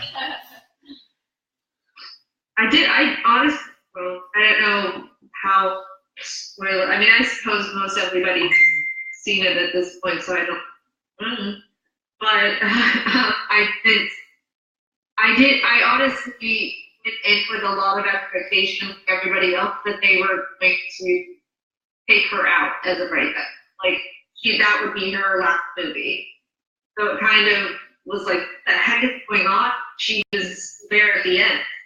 And where are they going to take her? Yeah, we were wondering about that too. Like, do they have? I mean, there's supposedly in the Blu-ray like 2 hours of deleted footage, deleted scenes, or something like that. About 2 hours. Or no, there's a lot. There's a lot. So I wonder if they have more scenes that they shot with her that they're going to use in this next film. Actually, yeah, that's a good point. Maybe the film we saw was just simply them trying to save the scenes that they had so they could use it for the next movie. Because I kept on hearing rumors about there actually supposed to be like a funeral procession for Han, you know, and even in the book, the novelization, they talk about it in very extensively, supposedly, that the funeral is still there, but maybe they're saving that funeral procession scenes for her in the next film. And then she dies from heartache. Well, I mean, something have to happen to her, you know. But I'm just saying, like, that's maybe how her mother died. Maybe the next day she died. Yeah. Yeah, but so I mean, I'm wondering if that is the case too. Like, what story would we really have seen? And she's still been with us. Yeah, could that be the opening sequence of episode 9? You know, you get a usually you get a start scene, and then a spaceship. They get the spaceship going down to his funeral procession. Yeah. Something Well, like I mean, that. something happens because remember at the very end of episode 8, and even they talk about it in the Battlefront games, that they're on a mission now to get support and allies from, you know, the Outer Rim, and there's no response. Well, she dies, then like, oh shit, we shouldn't have let her die. Let's do something about this again. Mm-hmm. And maybe that would be her actual last, you know, her last token to the rebellion. Mm-hmm. Or the resistance in this case. Yeah. You know, that finally drags everyone else into it. Because the picture that they released a few days after episode 8 had already come out was, it said episode 9, and it says the war begins or something to that effect. So something happens, you know, unfortunately to her, that makes them, the allies finally come to their aid. Yeah. So Channy, I'd like to get your score for this, and then maybe we can talk a little bit more about The Last Jedi.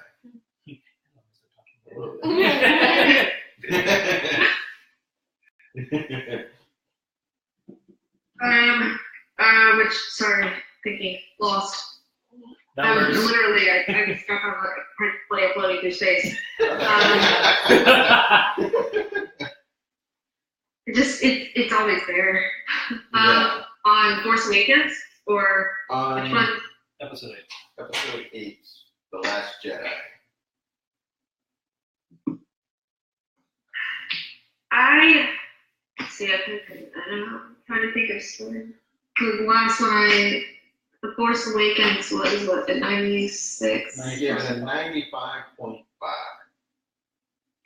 95.5. Two different directors. Honestly, I think J.J. I would take 91.5. I'd take it down probably a whole notch. Just literally, I think if it would have gotten J.J. Abrams work on that, it would tremendously better. Mm-hmm. I think the story was there. You just might not have done certain way. Okay. And that makes sense. Necessarily. Yeah, it makes sense because the movie did have a slightly different feel to it, you know, as opposed to The Force Awakens. They did take it in a direction I didn't think it was going to go in, for sure. So, you know, in the trailer, when they did say, you know, this isn't going to go the way that you think it's going to go, they were right. It did not go the way that I thought it was going to go. I thought, you know, Leia was going to, you know, perish. I didn't see Luke perishing in this movie, or, you know, going to the Force, in his essence to the Force. Luke running away from his problems again. Sorry about that. You. Just Well, I don't know. You know, we have I don't want to say a debate, but a conflict here. Micah, one of the other council members, feels that it's Luke's fault that Kylo Ren was pushed to the dark side. And I had to disagree. I said he was the final. He was the catalyst. He was the main. He wasn't the main reason why it happened, but he was the final result that caused him, that pushed him off, that pushed Ben on the other side of the fence. So, and we get a scene where Luke is standing above him, above Ben Solo, and did he ignite his light? Yes, Yeah, that's how we look at it. And so I'm curious on your thoughts about that scene. I mean, it was quite striking with Luke standing over Ben like that. You know, Micah says that was the final catalyst to push Ben over to the dark side. And I'm like, well, we all have choices to make, you know, and you know, Ben chose to turn to the dark side. I don't know. What are your thoughts on that? Well, they always said that, you know, Luke, the Skywalkers, whichever, the Skywalkers were going to bring balance to the Force, in which case, at the end of Return of the Jedi, they kind of had, and it's almost like the one who brought balance to the Force was the one who, I feel like he was that last thing that he was held on and actually stuck to, don't show anger, believing people, so on and so forth. If he would have stuck to, I just need to I need to show them that I care, as opposed to being so afraid, which is not actually a Jedi trait. Mm-hmm. So he need a little bit more towards the dark side right then, in which case it shoved an entire person over to the dark side and started everything unbalanced all over. So I honestly think he did. It's almost like that one decision screwed up everything. Yeah. So, especially for something that's so uncharacteristic of Luke, you know, because he through all of it, he believed in his father to come back, and then the quick decision of someone who yet to make, done something bad is going to extinguish something for someone, is going to extinguish someone for something they had yet to do. And that's so uncharacteristic of Luke, and that's why I put the burden of the responsibility on Luke. I can see that thought process. I don't know anything else, so. No, that's a good point. But I was just curious on how you felt about that, whole interaction sequence and scene, from that part of the movie. It honestly, as well, I mean, it also kind of gives you a part where you're thinking of when the original episode 2, I guess, you see Anakin when he fully goes over the dark side and he sees what's going on with his mother, and then he lights up the lightsaber and still out. So it was almost like, it's not like Luke went that far, but it was, you still take a shadow, like you put a tent at night, stand over somebody, ignites the lightsaber, unbalances the Force all over again.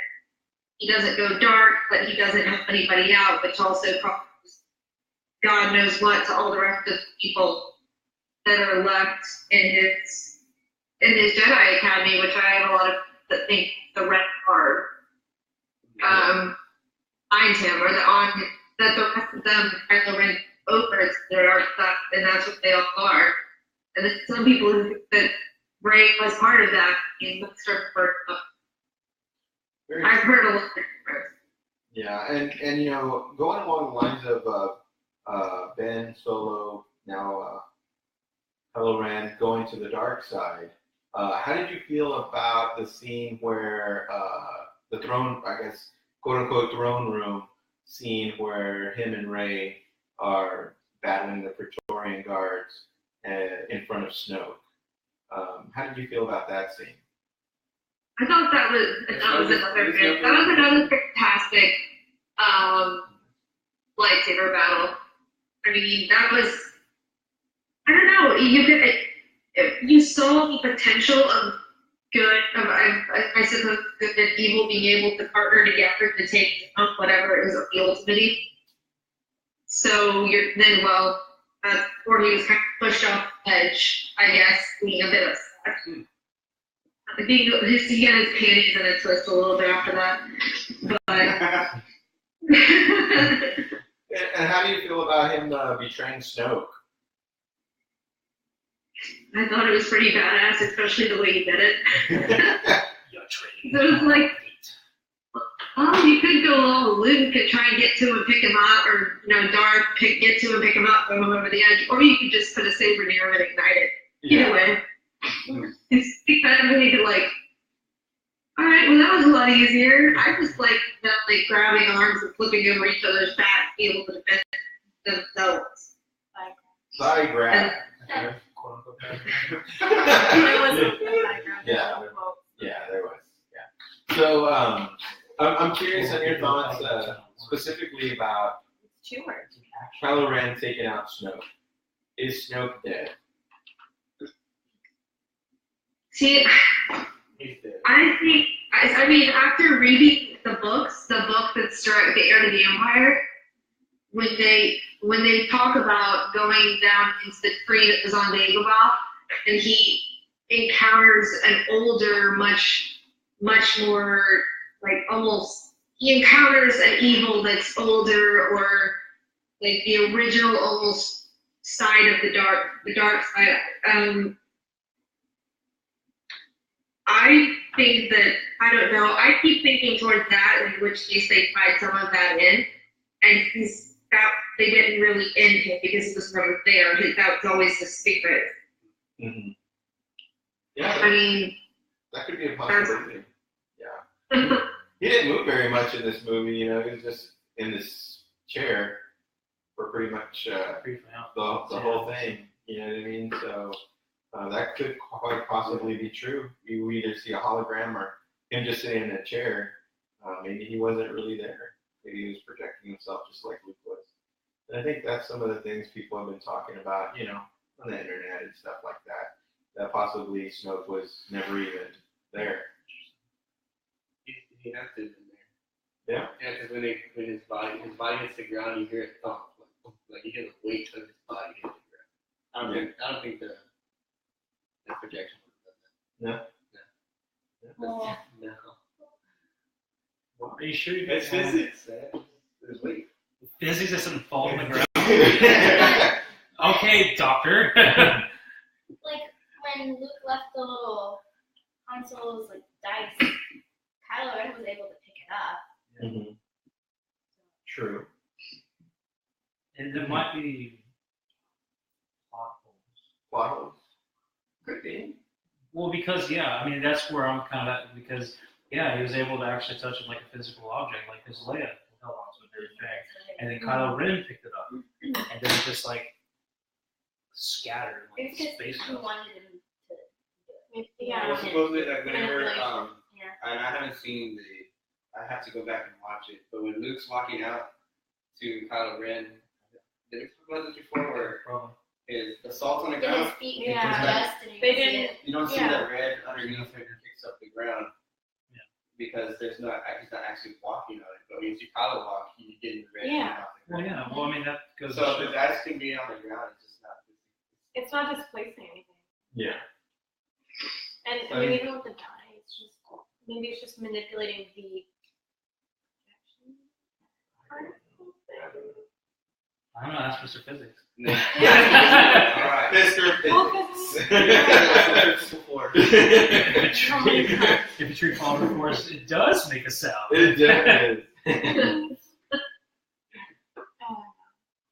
Well, how do you feel about how they how do you feel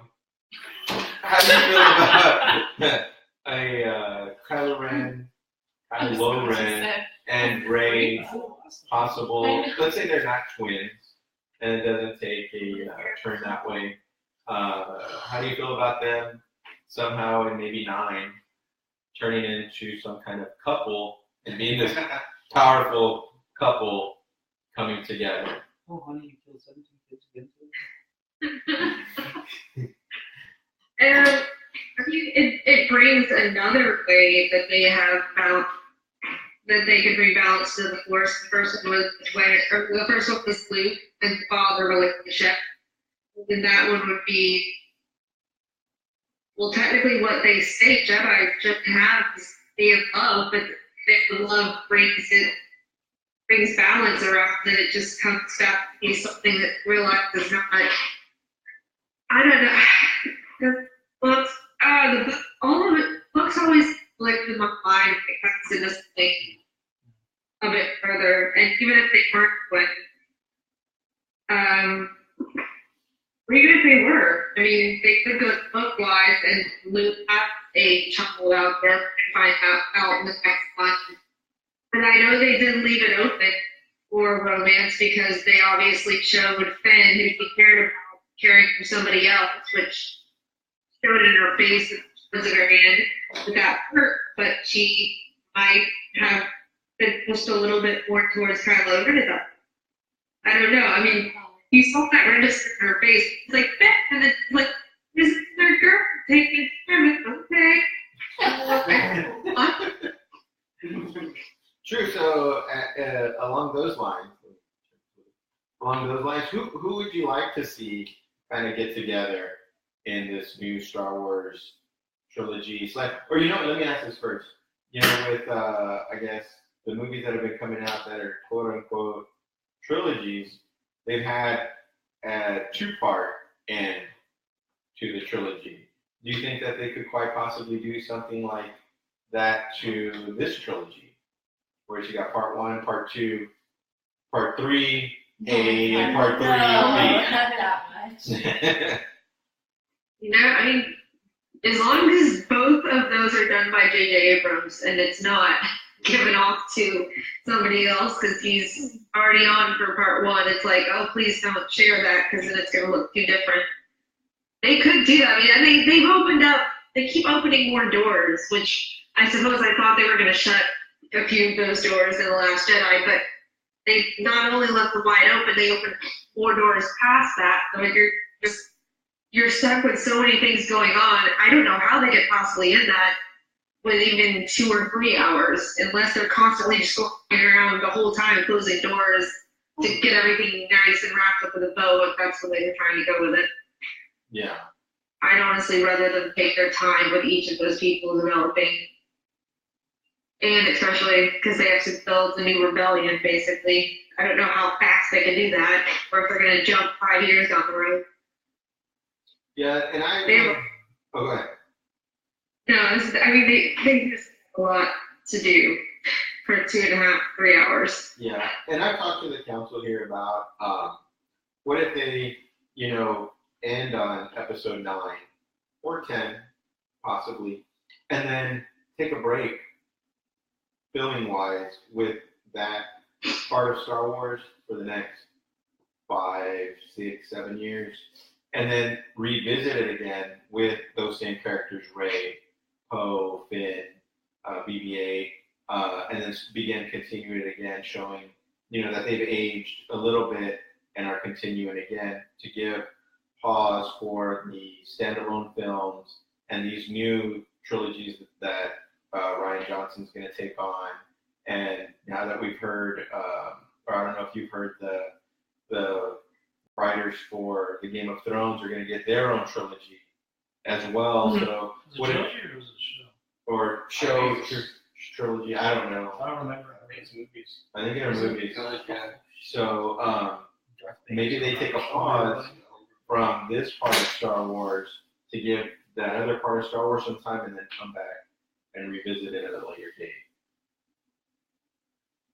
Sure, they could do that, and everybody's talking about how they're going to wrap up Skywalker, and they're going to stay with the Star Wars universe and go off to develop other areas which they could tie in, or they could just, because I find it extremely hard for them to go ahead and this massive part of the Star Wars universe, just close it completely off to where it doesn't touch any other story that you're trying to start off with. It would be a bit hard. I agree. Because They touch every part of the galaxy. Yeah, absolutely. All over, yeah, I don't see how you find a place all of a sudden that's part of the galaxy, within part of Star Wars and the galaxies and everything like that, and they're like, what? Empire? Never heard of it. What? Yeah, No idea. Yeah. We're just on the other farm over here. We're dirt farmers. I'm just a scruffy looking nerf herder over here. Yeah, that's good. The next one, the new trilogy is about literally a guy that's scruffy and his job is nerf herding, and then he dreams of being a bigger, better nerf herder. So Best nerf herder in the galaxy. Yeah, I'm gonna be the best nerf herder in the galaxy. That one's Sarah's, not mine.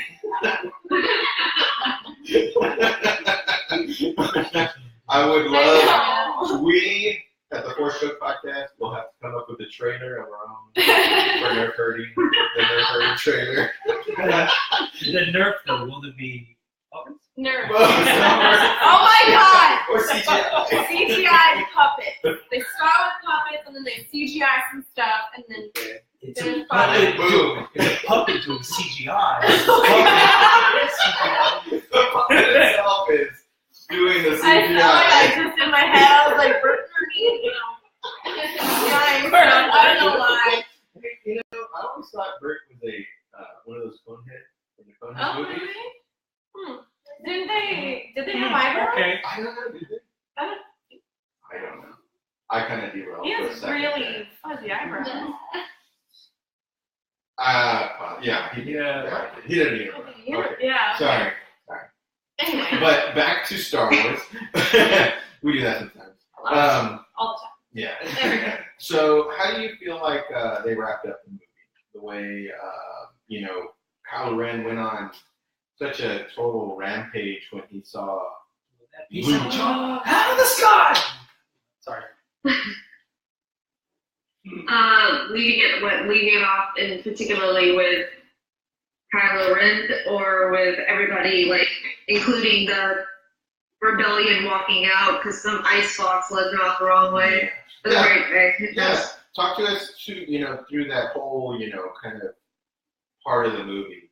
Because, we see Kylo Ren coming down to, what is that planet, Crate?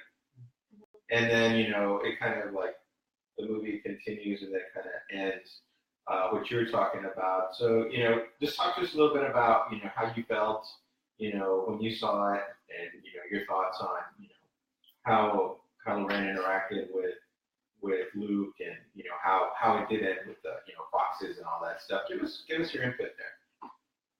I literally, I think I said it out loud, honestly, when Luke was facing Kylo Ren, I was like, this is so reminiscent of something that I see it coming. We're all seeing it coming. Yes, there it happened. But at the same time, I was like, ooh, drop the mic. That was awesome. You just pissed him off even more. And then you just got your robes laying on the floor and everybody's hanging out in a cave and you think that's where they're going to start. And then everybody goes off and they're going off together and who knows where they're going to.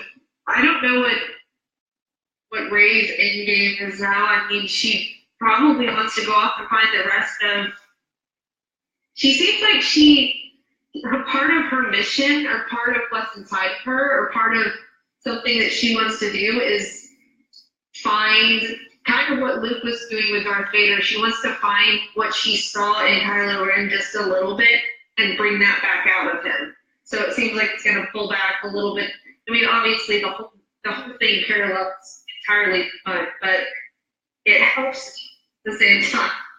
I think that she's going to be part of the rebellion, but she's also going to take a next thing and go off and try and figure out how to bring him back or the best she can to bring him back. I don't know. I think they're going to show, I hope, well, I like a lot of the symbolism on that planet, how the dust beneath everything white was red, because it was showing, it was so, everything there was so pristine that it was showing everything moving and it was almost blood spit everywhere. But it was just saying. I don't know.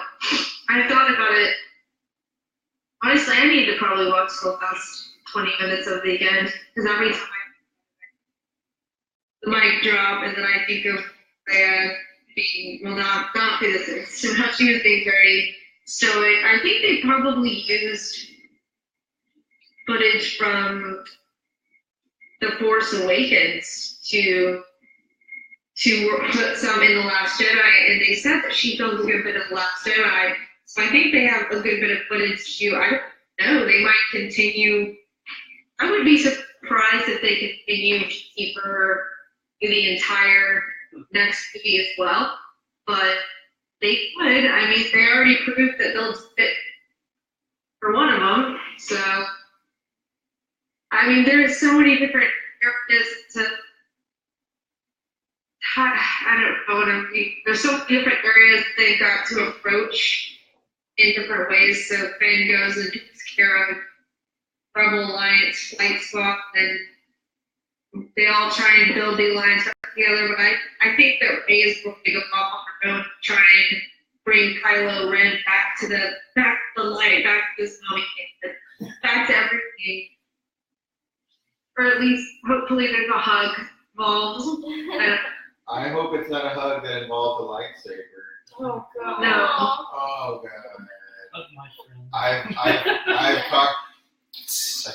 I talked to the podcast guys here, the council, and I was kind of saddened, thinking about storyline and all that, about what if Leia has to put Kylo Ren down. I don't know. You can see her honestly, you can see her whole life has been literally the fight for rebellion. Every part of it from the beginning on, she didn't have any other thing. But then that's her child. At the same time, she felt both the death of Han and Luke. It was more than acceptance. This is what had happened. So I think she had to absolutely take him down, or if he felt like he was going to straighten things out, she would absolutely step off the plate and be like, all right, he's got to take me down too for him to be okay, and then she would let him. I guess they could end things out as well. They could flip Kylo Ren because Mom was gonna take her out, I guess, which means he calmed down maybe. I don't know. They left him pretty damn mad. Yeah. He's just all over the place right now. Very true. Very true. Well, those are really, really great comments on the movie. Believe it or not, we've gotten through 2 hours worth of podcasting. That went by so quickly. We appreciate you joining us, as our special guest today. So thank you. Appreciate it. And, For sure. Thank you, guys. You want to tell everybody again where they can see your cosplay, or you have any other things going on, that you want to talk about before we wrap up? It's pretty much Instagram, ChannySteele.com, or gosh, you would notice it because my name this weekend is Stormtrooper. We're actually on something that we're approaching for the cosplay, but it's a spinoff of Peter Pan, honestly. So it's with several other models and myself. I can't talk too much about it, but it's something I kind of came up with, and I think it's going to be awesome once we start to get that out there. And then I don't know how much people like the show bikes, but we have started putting together some photo shoots for some cosplays and photo shoots for the Vikings. We'll make it. Okay, cool, awesome.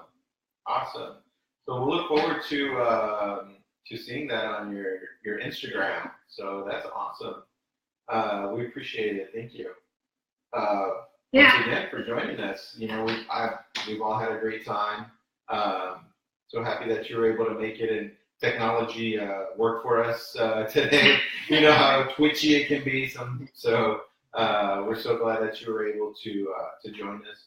I was going to ask you for one quick favor, so I can get a good, clear picture for our YouTube thumbnail. If we could all like just pose with the camera. We're doing that. That. Pointing. Pointing. Do your puppet thing. Flexing. You can do your CGI puppet. Oh my god. So on 3, everybody pose. All right, 1, 2, 3. All right, thanks. That was my reason. So, I missed. so for everybody here at the Force Choke Podcast, we'll start with Micah. Thank you for coming on. Thanks. Thank you. Good to meet you guys. You guys should come to Dragon Con. It's lit. That'd be cool. Oh, that'd be Every so day cool. we get here in Atlanta. Oh man, yeah. Well, Georgia. you go ahead. I You can go. go for us. I'll go to Georgia. Yes. Okay. Represent the Force Choke Podcast. Oh, okay. I have Oh, I go to nobody. Georgia. Channy, can I stay with you? Because I don't know anybody in Georgia. Sarah. So I'm broke. It's a constant party. They have something called dragon juice. Once you've had one, Oh. Okay, I'm in. Tim, Let's we're go. going. I'm down. All right, everybody. For the Force Choke Podcast, This is Steele. Oh god. use your I'm middle name. there. No. Oh, yeah. I'm Ryan. I'm the Great Goolsby. I'm Megan. I'm Tim. G. O-G. You know his name, damn it. And I'm Lewis. Thank you for joining us for episode 25 of the Force Choke Podcast. Bye.